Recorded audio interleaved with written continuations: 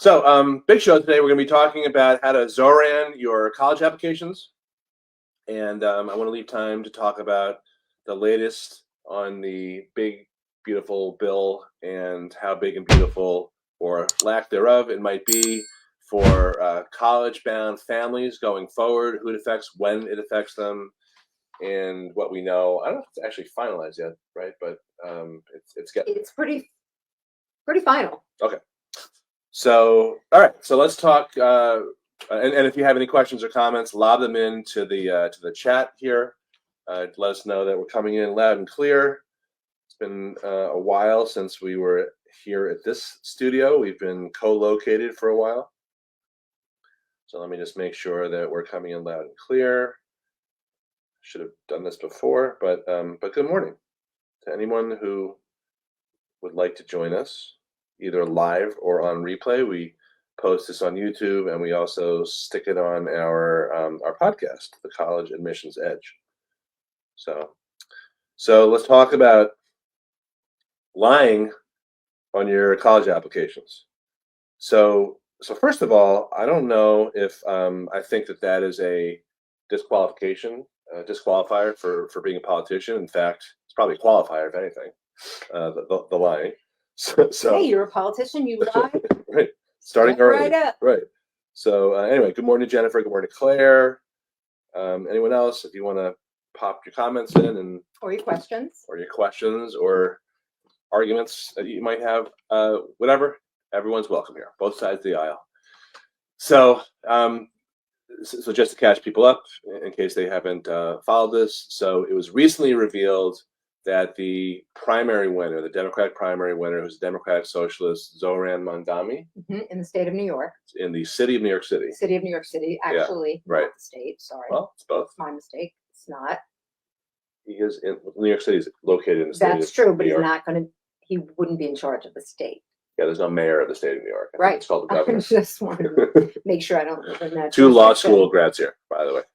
So the what was revealed, and he hasn't disputed it, was that when he applied to college, he checked a few boxes in terms of how he identified, and one of them was as African American, which really pissed off a lot of African Americans because he was born on the continent of Africa, but that's clearly not what the common application was asking for when it solicited people to check off boxes.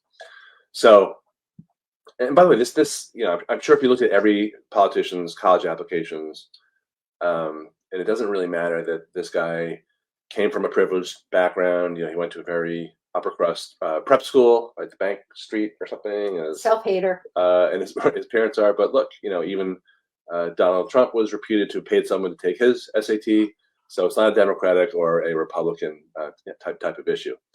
But it's widespread. Well, it's what it is. I mean, without trying to suspend the judging here, and which I'm not going to do successfully, but everyone puts their best foot forward on the college applications. And there's a difference, though, between fiction and polish. And that's what we here at our college advisory firm constantly come up against in terms of walking that line with describing activities and writing essays and checking boxes and all those types of things. That was recently brought to light with the scandals involving the Operation Varsity Blues scandal, which involved Lori Loughlin and Felicity Huffman, and people lying and bribing and photoshopping and cheating and doing all sorts of stuff to not only get into schools like Yale, but curiously to schools like University of San Diego with a 50% admissions rate. I found the whole thing kind of goofy, but it's a good illustration of the extent to which kids and more frequently moms will do, and dads, but more frequently moms will do to kind of push that envelope and give what they think is an edge to their kids. Ironically, Zohran didn't get into Columbia, even though he checked that box. Wow, he's really dumb. And is well. Okay. It's not just about smarts and dumbness getting into school, but his dad teaches there and taught there at the time and all that. So I thought that was, that's incredible. Well, it's just it's interesting. It's all interesting. Wow. So a lot of this, what it highlights for me is that this is a game, and you want to, not just put your best foot forward without regard to actual facts, but you want to, understand what colleges are actually looking for. And one of those things is, of course, diversity. So I just want to walk you through some. Not honesty. Thank you. So I just want to walk you through some of my thoughts on this, and how this could help you if you have someone who is headed to college in the next year or 2 years or whatever, and you're going to be checking off boxes and dealing with this type of issue in terms of trying to figure out what colleges are actually looking for. So first of all, the diversity thing in terms of checking off boxes is a little nuanced now. The Supreme Court declared that a violation of the Equal Protection Clause, and I think it was Title VI of the 14th Amendment, when it adjudicated the case Students for Fair Admissions, which was brought by an Asian American student who had superior grades and scores but didn't get into Harvard, and a lot of kids with lesser grades and scores who happened to be either underrepresented minorities or even more so legacies, and even more so recruited athletes had worse grades and scores, whereas the Asian American kid who was more deserving academically did get in. And I think what that highlighted was the extent that how colleges will try to engineer a class of diverse students, which, look, if you ask me, I think that's a good goal.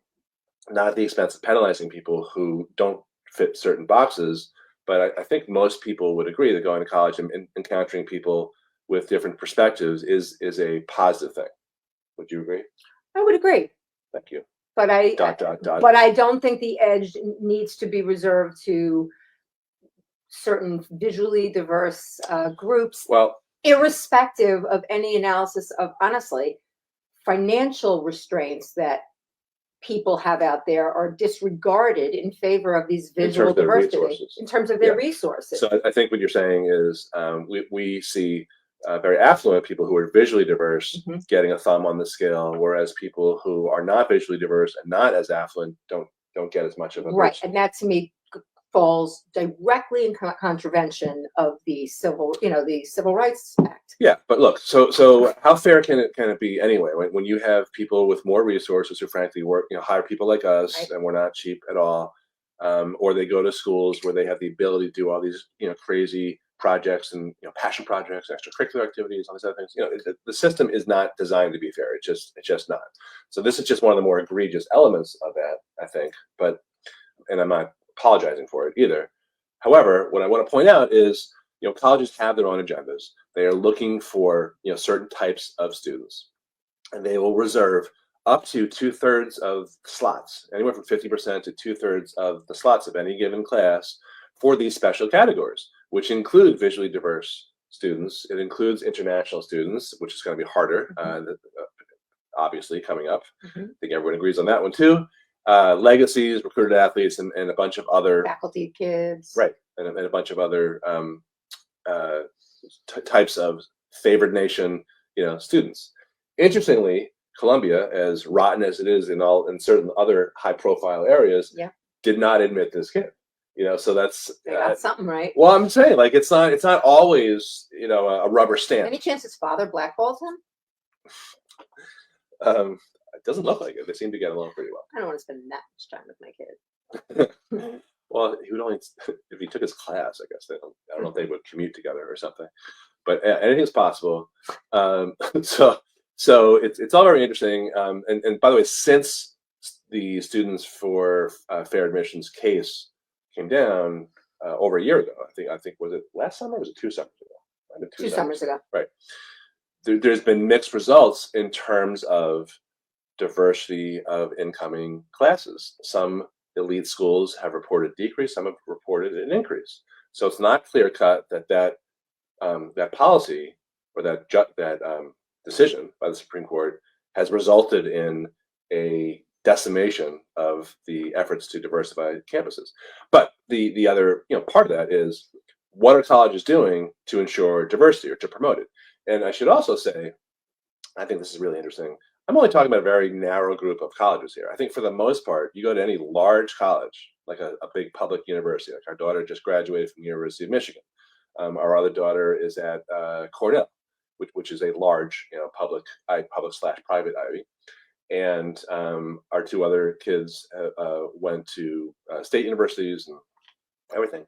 Those have all been very diverse. Mhm. I would argue that there was no need, at least to the snapshots that we're getting, to increase the diversity, because it's not lacking. It's not like you go to any of these places and all you see are white kids. Or I mean, you That's certainly true. see a lot of whites, you certainly see a lot of Asians, but I think there's You certainly see a lot of everything. yeah, exactly. Whereas the elite schools, maybe like the one that Zohran attended, which was Bowdoin, I think, which has like 2,000 kids or 1,800 kids or something. Maybe that's not quite as diverse as some of the bigger schools. Anyway, so if you understand that colleges are looking for certain types of students to improve or diversify their student bodies, but they're no longer allowed to see the data. This is one of the nuances. Like they can't admit on the basis of race, but on the Common Application, and I expect it to be the same this year when it's released on August 1st. Last year, there were still those boxes. How do you identify? And you've seen it also on the It's on the FAFSA. Yeah. Literally. Okay, but what's race, what supposedly happens or doesn't happen is the colleges can't download that data. That's for government monitoring purposes. So in theory, well, if you are leery of that, don't check a box. That's what I would say. There is an option to say prefer not to answer. Yeah. Pearl's not as good as maintaining a neutral, biased facade. It's true. Yeah. So I guess you're Flaws, not. man. Maybe you shouldn't run for office after all. Okay. Okay. Cross that off my list. Okay. So Chief Justice Roberts, in the majority opinion for Students for Fair Admissions, very clearly indicated that even though colleges can't make a decision on the basis of race, nothing is preventing admissions officers from asking about their backgrounds or identity or things like that. So what colleges have done, many have done in response to that. Some were doing this before the decision, and many started doing this right after that decision came down. They started asking supplemental essay questions about what community are you from?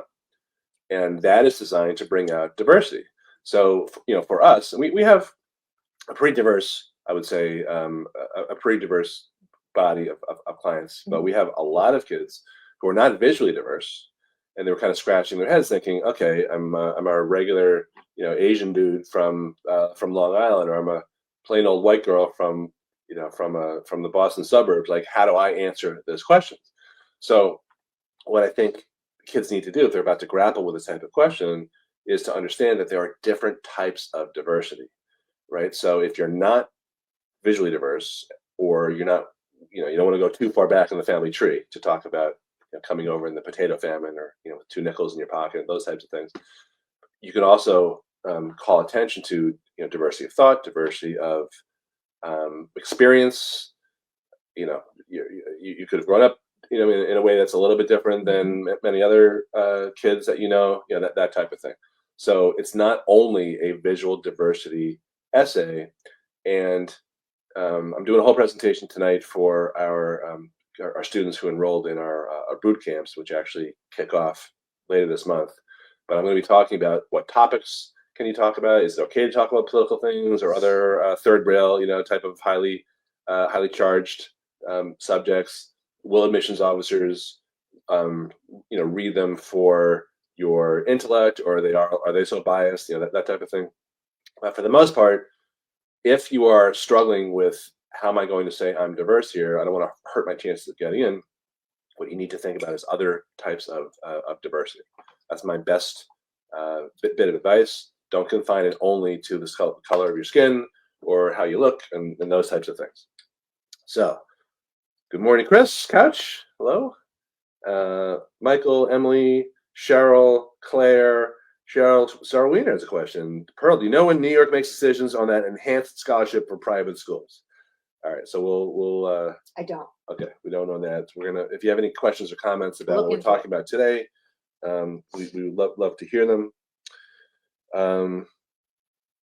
So these colleges these college supplemental essays, and not every college has them. It's important to point out, but they will ask you questions like, what is your unique background, identity or experiences? What are you going to potentially bring to the community here? And again, it's not just about, I'm an upper middle class African-American kid or a Latino kid, therefore I have all these, different perspectives. If by all means, if you do have a different perspective, which I think every kid does, no matter what they look like, that's what you should be highlighting here. But don't feel stumped if you're just, again, plain old white boy or Asian American boy or girl. How do you feel? I agree with you. I agree with you. Okay. And I see that essay opportunity as a loophole for the schools, still going in contravention of the Supreme Court's decision. However, well, it's not, because he literally, Chief Roberts literally said that you can ask an essay. I think he actually mentioned great. the essay. So then it was all pointless, essentially. Well, as we pointed out, no, as we okay. One more time, as we I don't want to get physical here, okay? Because I know you're going to slap me. But as we were talking about at the beginning of this episode, presumptive Mayor Zohran was not admitted to a school where he said he was African American and his dad was a professor there. So it's not a rubber stamp. If you do have some sort of edge, meaning if you are a recruited athlete, if a coach says you're in and you're a recruited athlete, you're going to be in most schools, with some exceptions like MIT. Those guys, they might be 50-50 once they put you on a list.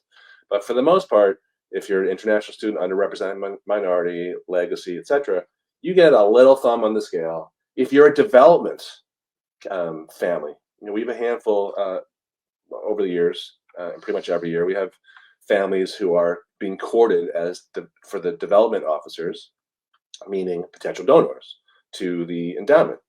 Even they are not rubber stamped in. I have that on good word from a handful of people, including Don Betterton, who's on the admissions committee of Princeton for 30 years, and he's a sort of a mentor of mine. And he said, yeah, when a admissions officer came to me and said, look, this guy's on the development list, but he's so arrogant and he's so irritating, do we have to admit him? The answer is always no, you don't.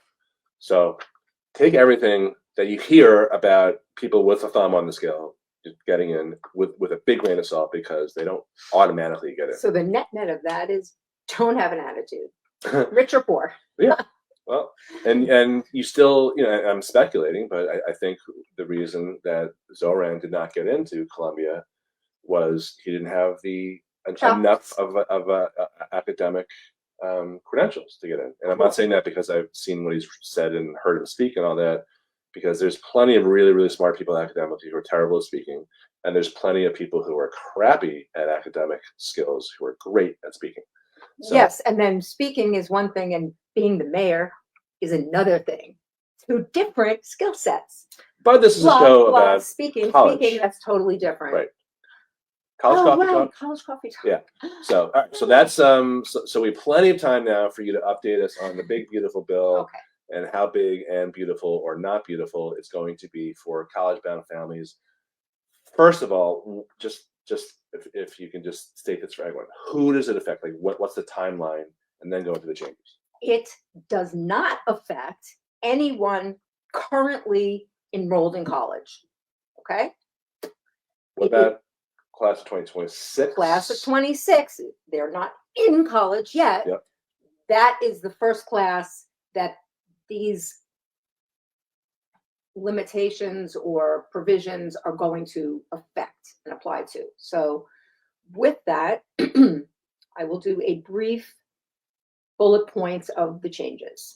All right, right now for borrowing, this is a huge change.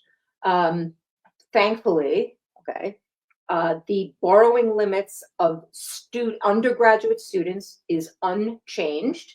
That still remains at freshmen can borrow $5,500 in their name, sophomores $6,500, junior, senior, and additional undergraduate years, $7,500 is what the student can borrow in his or her name. for that year. For Parent Plus loan, however, this is a huge, huge change. Right now, parents can borrow up to the entire cost of attendance as determined by the school, minus the student loan, minus whatever other grants, awards, et cetera, that the student was given. The parent can borrow the rest of what's owed each year. So, for example, let me just give you numbers because I think it's important to hear this, to hear how this is really going to affect people in terms of borrowing. Cornell University costs $95,000 a year, cost of attendance, room, board, tuition, all in. Right now, if a student, let's say the family is in that middle area where they qualify for some, but not everything. Let's say their student aid index is around $60,000 or $65,000. Okay, so they have a shortfall of demonstration of need of $30,000 at that school. Okay, right now that parent can borrow the rest of what's owed. They're going to pay the $65,000 and they're going to borrow the rest of what's owed. And if they can't pay that $65,000, they can borrow whatever it is they need to make up the difference. That's what currently exists for those enrolled in college. The change is as follows. Parents are limited to borrowing $20,000 per child annually, with a lifetime maximum of $65,000 per student. Okay, so the difference is in a single year, and as frequently happens, parents will borrow in any given year $65,000 or $75,000 just to get to that $95,000 cost of attendance. So the $65,000 that you have for an entire college time, all 4 years, you're not going to even be able to finance a year with. So what this is going to force is parents to either look at other ways to make up the difference, or potentially forced to look at cheaper schools because they can't make up the difference. You no longer can borrow from the government, or there's going to be some explosion of private lending, or people are going to have to look at their own resources, cash out refinances, but frequently those are a little harder to come by than just the Parent Plus loan. So that's that's going to be a very big new consideration for parents for borrowing, because you're capped. It's not just, just borrow the max every year, I'll deal with it in 4, because right now you can borrow whatever, no payments need to be made until 6 months after graduation, and then there's a repayment period where there are options. So before we get to that, I'll get to those changes. Other possibilities, of course, colleges could give more aid. Colleges could, in theory, lower their costs. Yeah. So this is big, and it's not really getting reported in mainstream media, the legacy media, as we like to call it here on College Coffee Talk. So it's a big jump ball. We don't really know what's going to happen, but on one hand, it's not really a bad thing from the macro perspective, because there's going to be something like 8 million people or 10 million people in default this summer, according to the Department of Education. Borrowers are in default. Crosstalk. Sorry. Yeah, go ahead. Wasn't this my bit? Yeah, but I was crosstalk. Go ahead. No, you, please. No, you. Are we in a thing? Probably. Okay, as I was saying. The Department of Ed or might be the Congressional Budget Office has projected that there'll be 10 million borrowers in default this summer. You've pointed out before, Pearl, that the government loses 19 cents on the dollar for every loan that's out there because of this inability to repay. Wages are in the process of being garnished already as these loans are now due finally after 2 or 3 years. 5. Wow. So it's going to certainly put a damper on people overextending themselves to go to college, and it's not just the elite schools that we see people doing themselves and making these decisions to borrow $300,000 per kid. Yeah. You know, it's not just for the Ivies; it's for schools like I don't know, Villanova, Fairfield. Yeah, all of you them. name it. They're fine schools, but going to a school like that compared to your in-state college option at 35,000 all in. right, $35,000 or borrowing $80,000 a year to go for that upper echelon school. It's not a good long-term plan. So maybe on the macro level, this is not such a bad thing. Right. A couple Back to you. couple other limits that are important to know about. We just discussed the undergraduate limits are the same. Parent Plus loans, very different. For those pursuing master's or graduate programs, there's going to be a lifetime borrowing limit capped at $100,000. The annual borrowing limit is capped at $20,500, which is way and woefully short of most annual graduate school programs. As for med school and law school and dental school graduate programs, there's going to be a $200,000 cap set for these programs, which is a little better than what was initially sent in the big, beautiful bill. So this was updated, and there's going to be an annual borrowing limit of $50,000 for these med, law, and dental students. Is it all grad students or just those? No.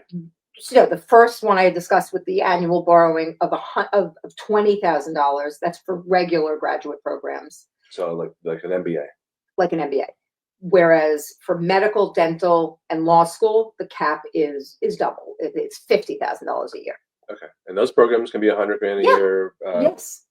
On the or more. Price at 100, or more. Like med school is like $115,000 a year. Listen, it's an attempt to address a serious problem. Yeah. You know, there's plenty of grad students who, like dental students, for example, because I have a buddy who hires dentists out of dental school because he owns a few offices. He has really bad teeth. And and he does not. He has Dental joke. Perfect Dental teeth. joke. Yeah, that's great. Thanks. And he has told me that he's interviewed people with $700,000 worth of debt that they will never get out from under. There's a common technique that dental and medical and I'm sure other students do when they find their spouses in grad school, the way Pearl and I did.